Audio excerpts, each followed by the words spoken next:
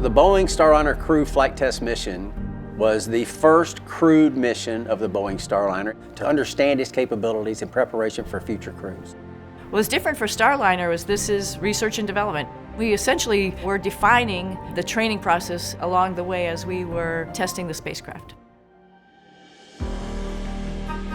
Launch day is pretty special. You don't get the opportunity to leave the planet very often. This is the day that blue sky is going to get darker and darker and darker as the launch continues until it's black. Right before it launched, Butch looked over at me and I looked at him and we both were like, here we go. The first ones to be able to ride an Atlas V in the Starliner spacecraft, and it was absolutely perfect. 3, 2, 1, ignition. And liftoff of Starliner and Atlas V, carrying 2 American heroes. I think we both couldn't stop smiling.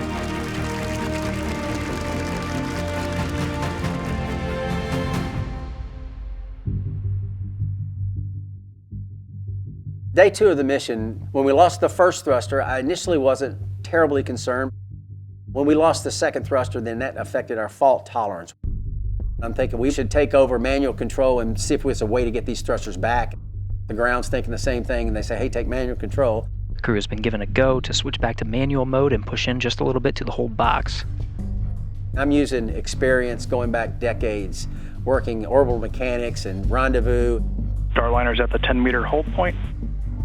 Working through with the ground teams, they came up with a plan, and we were able to, in the course of time, get a couple of those thrusters back.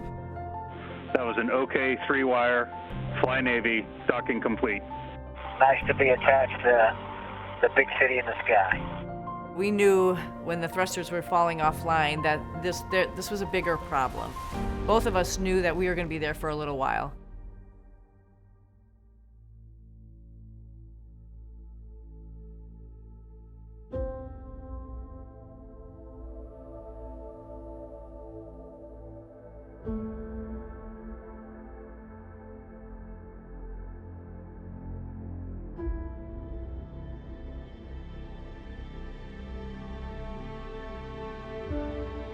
I was a little bit concerned about my family and friends. Making those phone calls back home was a little bit heartbreaking.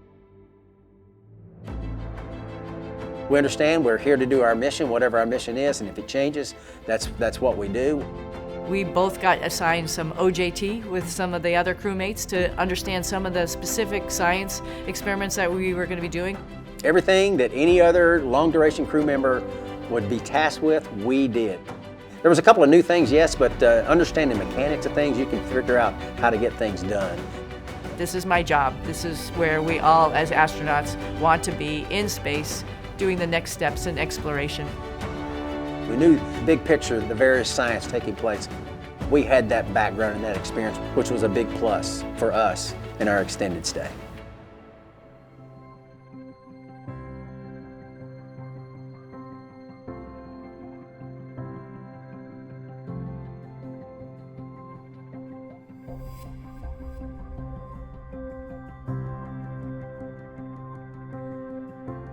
It was a great day when Crew 9 arrived.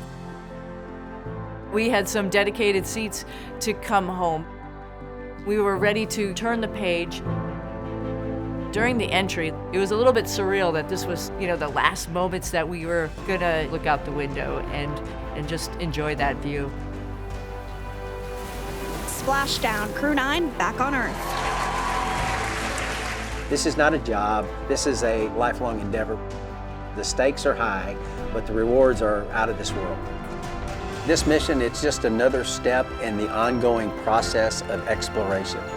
Maybe not everything worked as planned, but that's what happens in research and development. It was really interesting coming back after this flight. People say, well, I'm so glad you're home. I'm so glad your friend Butch is home. To me, that exemplifies, like humans, we care about each other and we really look out for each other. All that other noise doesn't really matter. It's just about each other.